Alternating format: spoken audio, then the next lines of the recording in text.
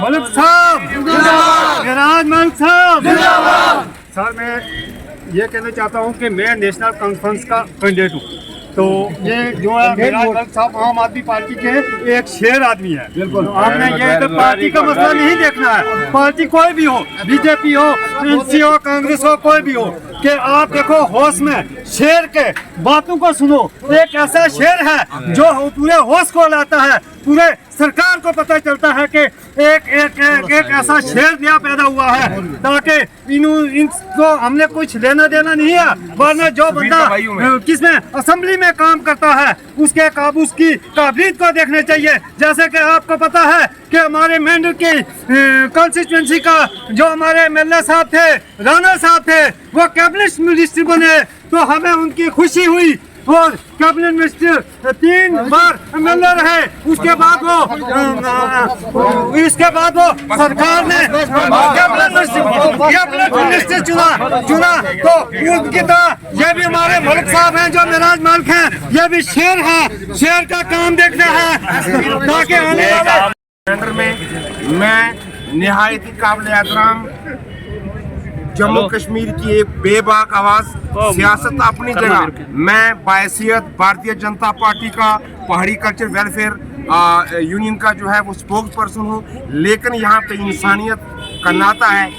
अगर एक आदमी हमारे दर्द, हमारी तकलीफ सुनने के लिए सरजमीन मेहंडर पे तशरीफ लाए, मैं तमाम मेहंडर नवासियों की तरफ से और अपनी जमात की तरफ से इस चमनस्तान मेहंडर पे अपने बड़े भाई जिनके अंदर हुस्न ज़न, बड़ापन और एक बेहतरीन शख्सियत जो मिराज मलिक हैं, जिनका कद, जिनका नाम पूरे हिंदुस्तान में जो है बोलता है। मैं उम्मीद करता हूं कि जिस नज़रिए से, जिस सोच से, जिस बड़े इखलास से ये सरजमीन मेहंडर तशरीफ लाए हैं, ये तमाम नौजवान आप देख रहे हैं, अगर सबको पता होता कि आज मिराज मलिक यहाँ पर तशरीफ लाए तो बड़ी तादाद में यहाँ पे लोग आते। मैं आपका तहे दिल से शुक्रिया अदा करता हूँ और आइंदा भी उम्मीद रखता हूँ कि आप मेहनत करते रहेंगे। शुक्रिया।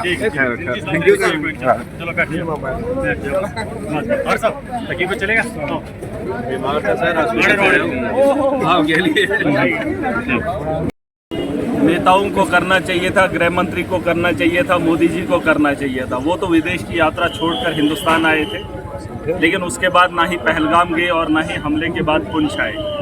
एक आम आदमी को आना पड़ रहा है। एक छोटा सा आदमी हूँ, एमएलए जम्मू कश्मीर के एक हिस्से का हूँ, एक कोने से आता हूँ, लेकिन लोगों को उम्मीदें हैं उनका सहारा बने। जंगें तो बातों से लड़ी जाती है, अपने अहंकार में आकर किसी को भी रोंदने की कोशिश की जाती है, लेकिन मरने वाला एक आम आदमी है, उनका दर्द बांटने वाला कोई भी नेता नहीं है। क्या मैं पूछना चाहूँगा, जब से जंगबंदी हुई है इस इलाके के दौरे के लिए बड़े बड़े नेता आए, हमारी जानों का तमाशा देखा और हमारी जान की कीमत लगा रहे हैं 10 लाख। अरे तुम जान की कीमत एक गोले से कम दे रहे हो, लेकिन आप किसी की अदायगी नहीं कर सकते हो। लोगों के घरों का नुकसान हुआ है, 25,000 दे रहे हो। लोगों के जो मजबूत बिल्डिंगें थी, जो किसी ने मेहनत की थी, कई सालों के बाद उसने मकान को तामीर किया था, उसके शीशे की कीमत आप नहीं दे रहे हो।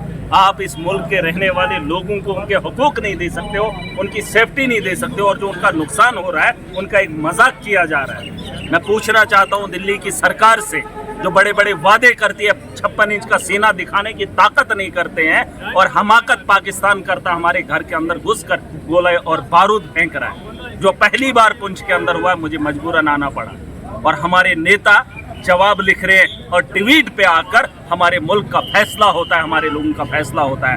अमन का गहवारा बना सकते हो, अगर इस देश को बेहतर बनाना है पाकिस्तान को भिखारी बनाना पड़ेगा। और जो कूटनीति आपकी थी वहां आपका फेलियर रहा है। डोनाल्ड ट्रंप, अमेरिका पाकिस्तान के साथ खड़ा हुआ है। अगर पाकिस्तान को कमजोर करना है, उसे इतना कमजोर कर दीजिए ताकि वो एटमी बम बेच आए, उसे इतना कंगाल बनाओ, लेकिन वो आपसे नहीं हो पाया।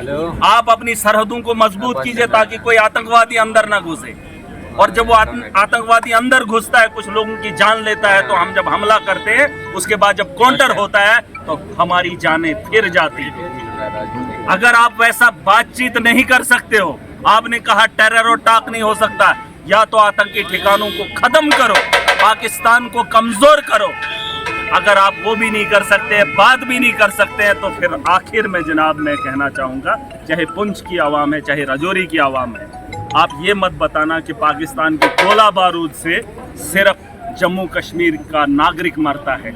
आप याद कर लीजिए मुंबई का हमला, आप याद कर लीजिए पहलगाम का हमला, आप याद कर लीजिए पुलवामा का हमला। इसके अलावा निहत्ते लोगों की जाने गई है जिनका बॉर्डर में घर भी नहीं था। आतंकवाद से हर वो इंसान परेशान है जो दुनिया के किसी भी कोने में है।